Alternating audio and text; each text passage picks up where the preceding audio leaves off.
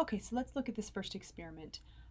We know from the exploration that if you take a cell which contains solutes, dissolved things inside of it, and you immerse it in very salty water, then the water leaves and the cell shrinks, like you can see right here.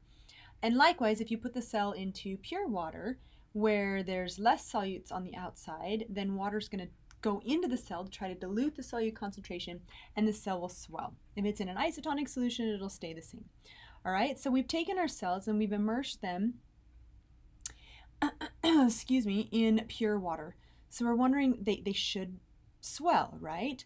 So immersing any cell in pure water is going to cause it to expand until it eventually bursts. The crux, however, is that the culprit cells did not rupture or burst, so something must have held it back from breaking, and that something is a cell wall. So a cell wall is a tough structure that's made up of polysaccharides that surrounds the cell membrane, so it's in addition to the cell membrane.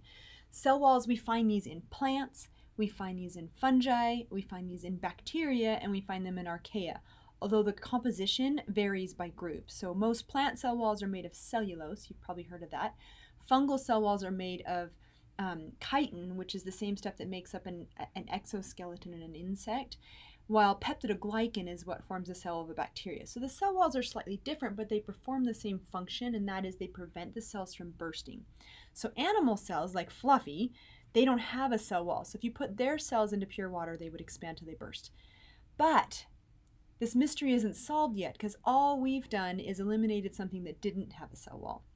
So we've eliminated Fluffy, but we can't tell whether it's the Clostridium, the bacteria with its peptidoglycan cell wall, or whether it's the plant, the philodendron, with its cellulose cell wall. So we've got to go on to our next experiment.